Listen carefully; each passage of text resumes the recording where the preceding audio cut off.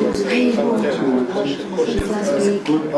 ladies and gentlemen. We'll start shortly. We just need an in-house letter that we're dealing with for 10 seconds.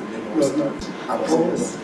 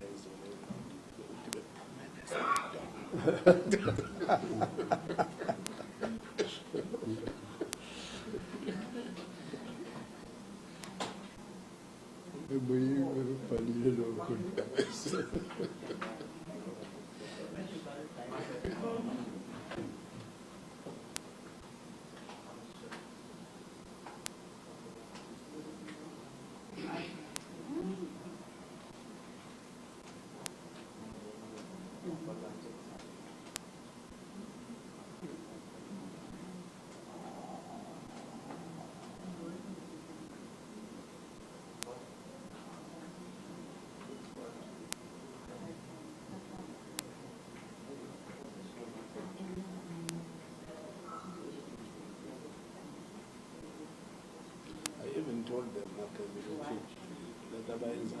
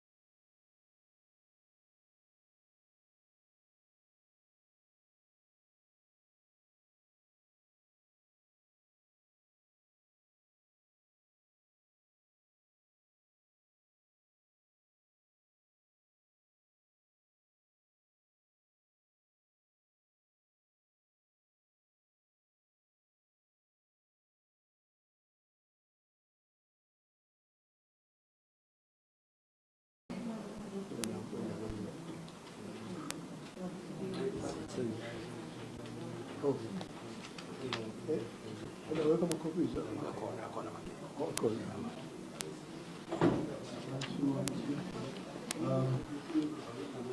afternoon, ladies and gentlemen.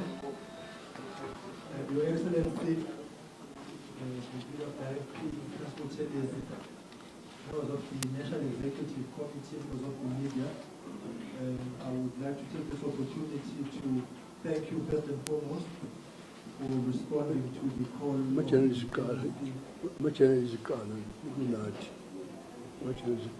much for honoring our invitation to this press conference. And as you all know, the country is in times which need all of us to push out to the field. So the NEC accompanied the President this afternoon for him to have an opportunity to engage with you. So I would not want to waste more time. Safe to say thank you very much for responding to our call and for being here so speedily. We request His Excellency to read the statement and address all of us, and then after we will then take questions and then opportunities for one-on-one after should need arise. So Your Excellency, I'd like to hand over to you. Thank you very much. Good afternoon, ladies and gentlemen. First and foremost, I think I must apologize to you that we actually fixed this appointment for 4 o'clock.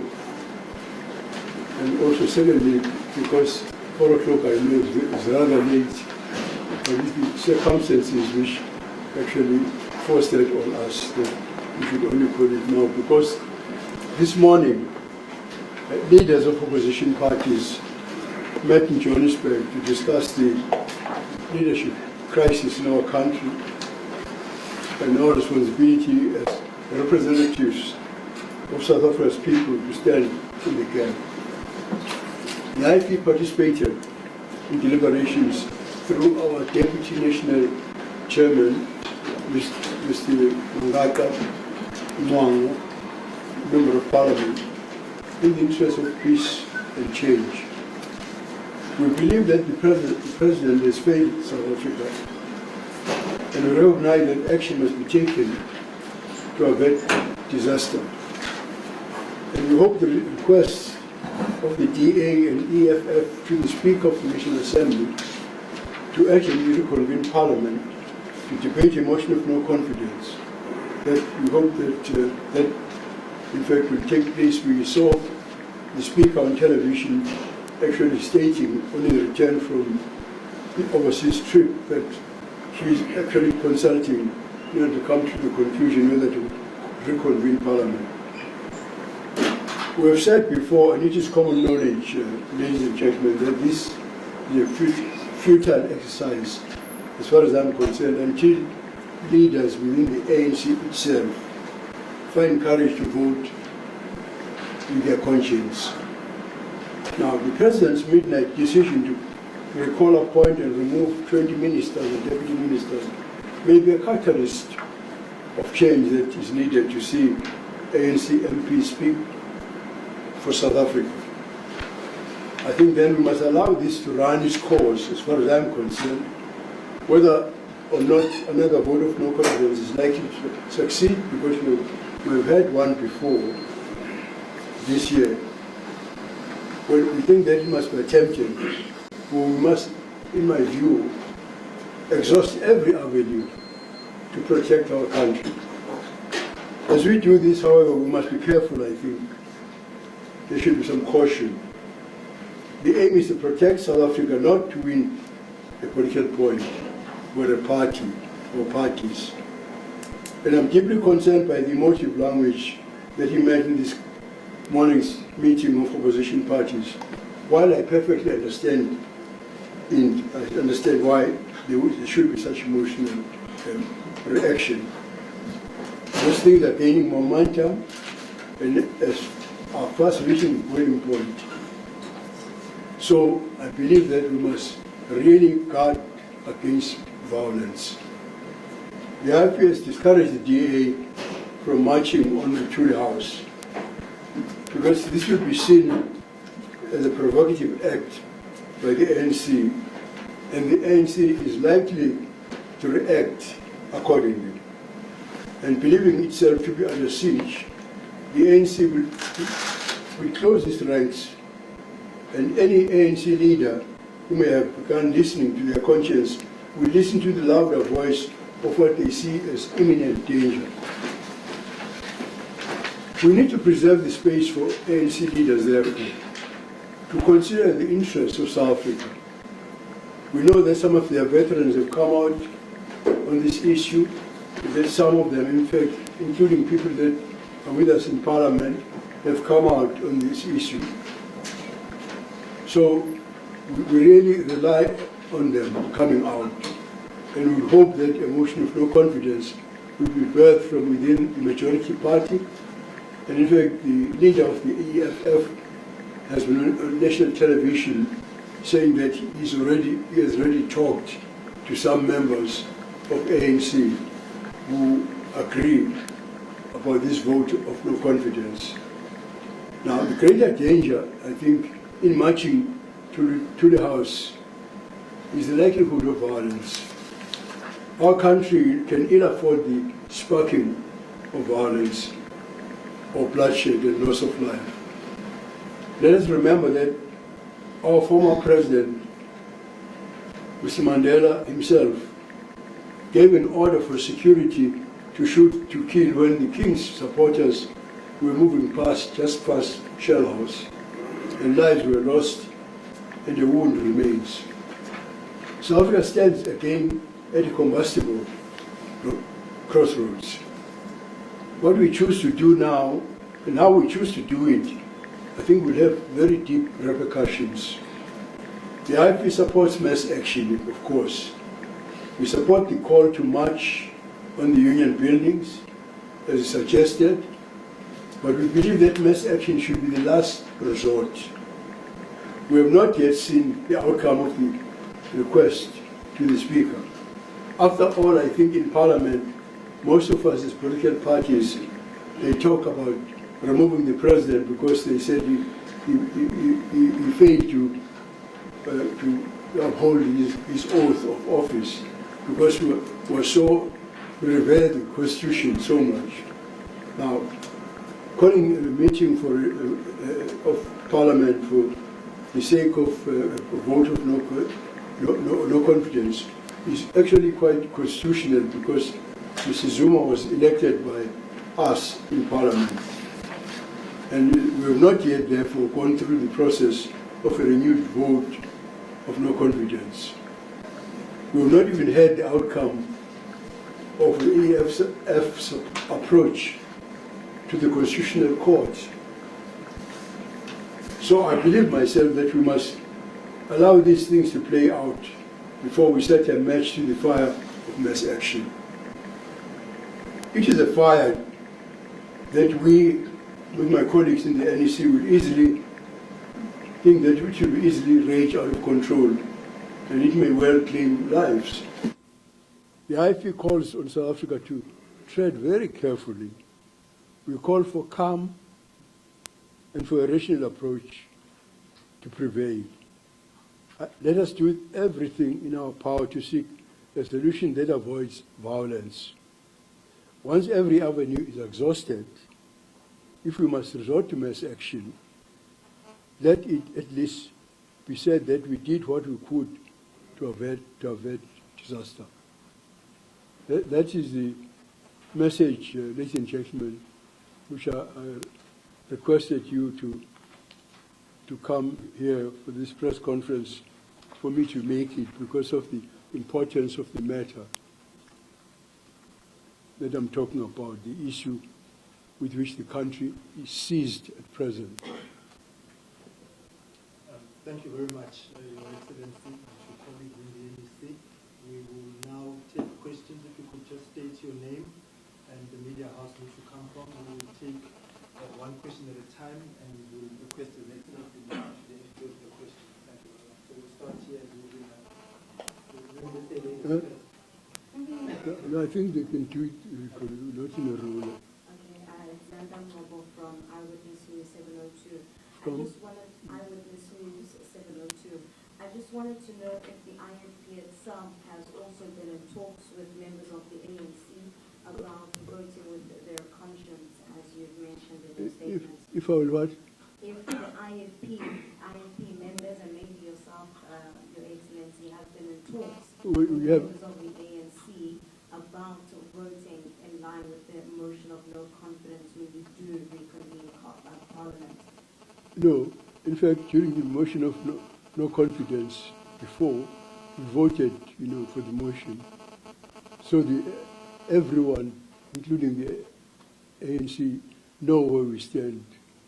And even now, I'm assuring them that we agree with what they are doing, except for the caution that I mentioned.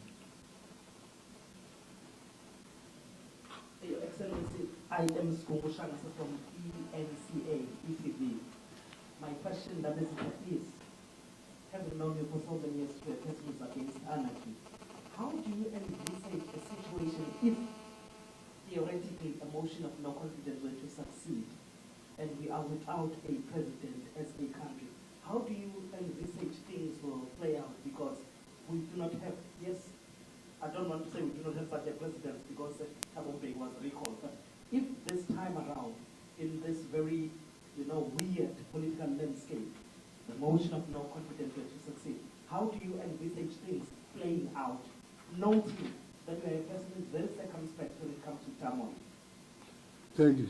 I think that, of course, there's not a problem because in terms of our constitution, if anything happens to the president, the deputy president should take over. And I would hope, therefore, that would avert, because it means that there will be order, even if the president actually were to resign.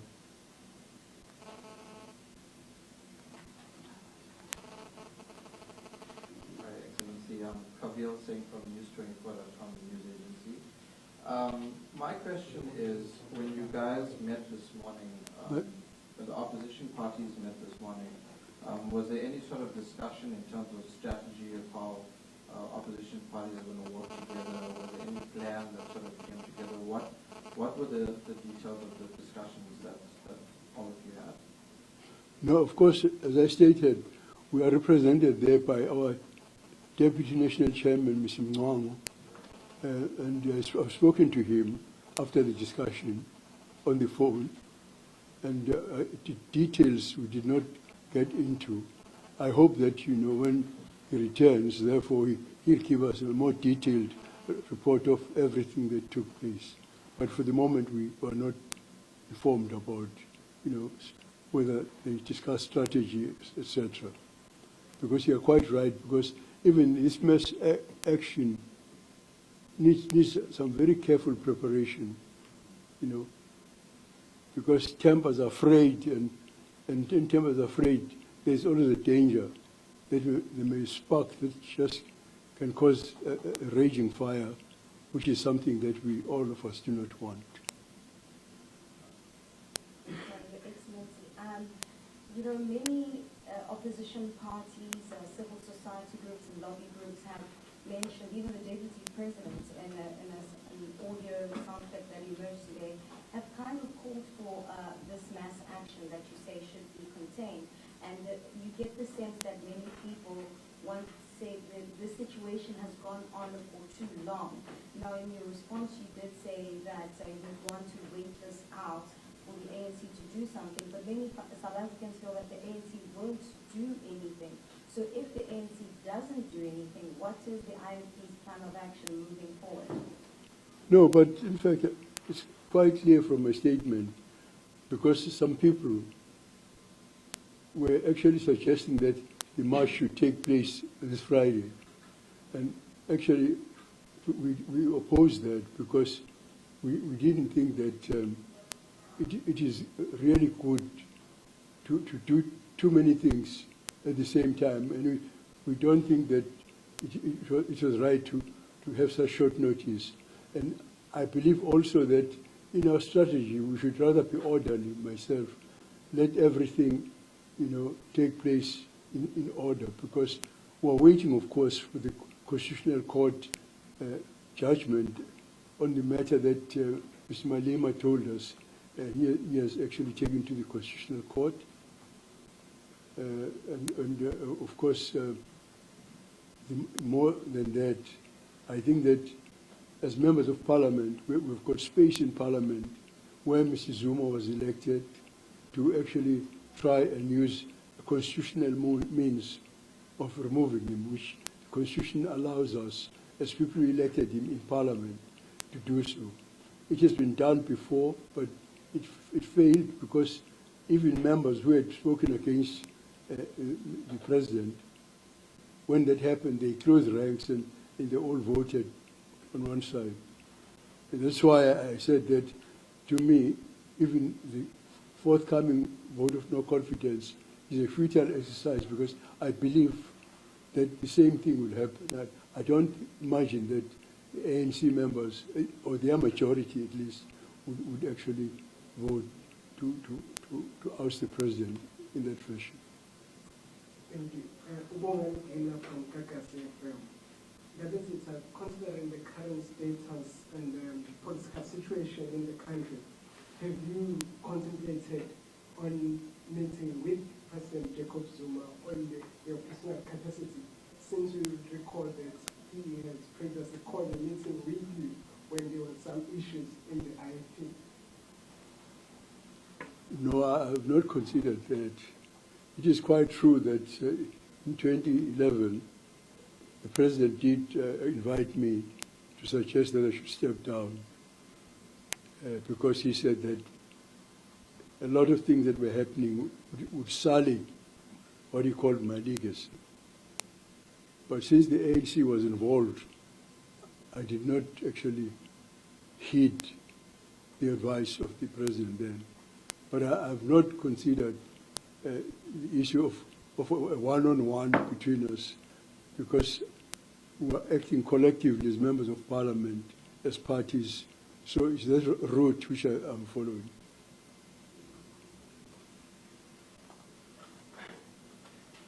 I know that you are the embodiment of the IFP. Do you personally wish to see the back of President Jacob Zuma? Pardon? Do you personally wish to see the back of President Jacob Zuma? I have nothing against Msholozi personally. I don't think there's anything personal. In fact, you know that even in Parliament, when some people treat him with disdain, I protest. He's still the head of state. But there's an issue now which is not a Buthelezi Zuma issue, which is a national issue which we should nationally deal with. I think in the same way that parties get together and this civil society gets together, etc.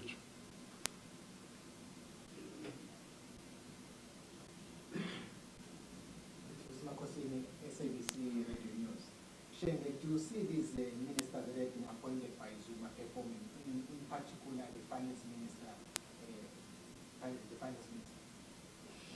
Well, actually, it's very difficult, sir, to judge a person. I think that Minister Malusi Kikaba is a very competent minister and highly intelligent.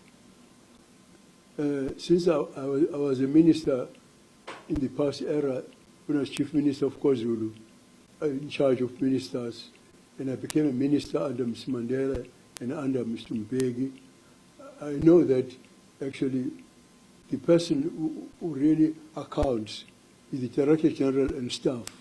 So I do believe that, therefore, if he has competent staff, that Mr. Kikawa can run. To the fact that he has no background, I was also, during the past era, I was also the Minister of Finance, although I have no background, because I had a very strong,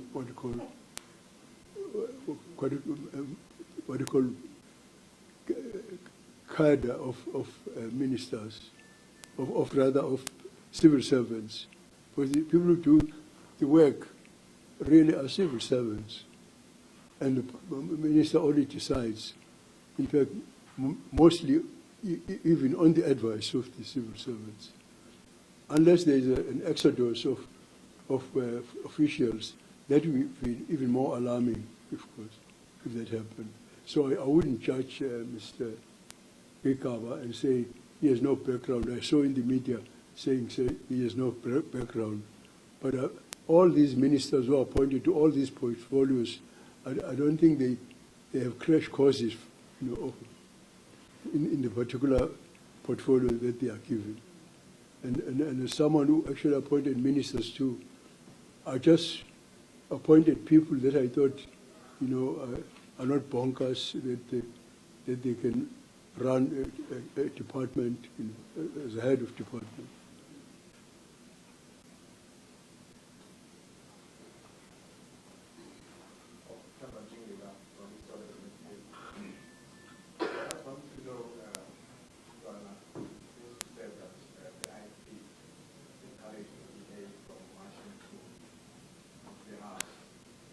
What was their response? Were they didn't either to march on the house, or was there any reluctance to do so? What is the gentleman saying? He's saying, Excellency, since we discouraged the DA from marching to the house, what was their reaction to that? No, I think they agreed to march on the union buildings. They changed what it called their mind and said the march should not be to the Jury House but to the union buildings.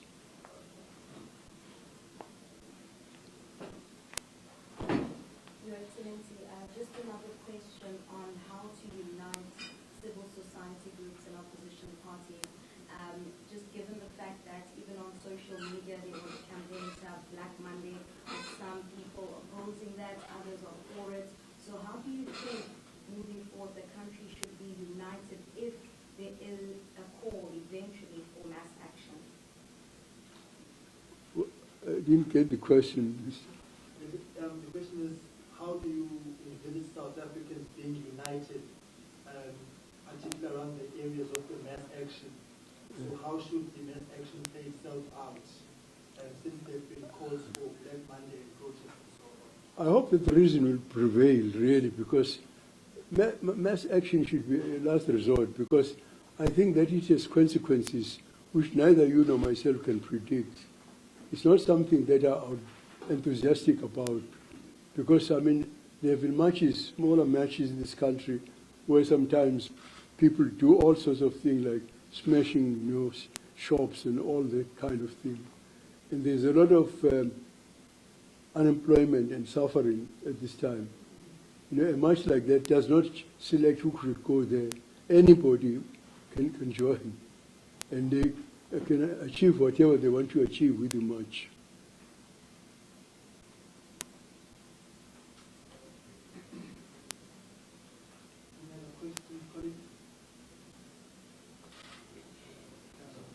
Check this request for one-on-ones. Seems as if since we've exhausted the questions. Okay. So maybe on that. There are no questions. There are no questions. Things we've exhausted. Oh, okay, good. Just a quick summary before our. He's requesting a brief summary in this Zoom.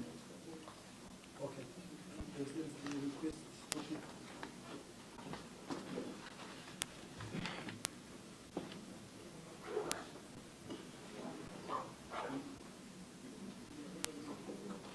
Njengoba ngilapha nozakwethu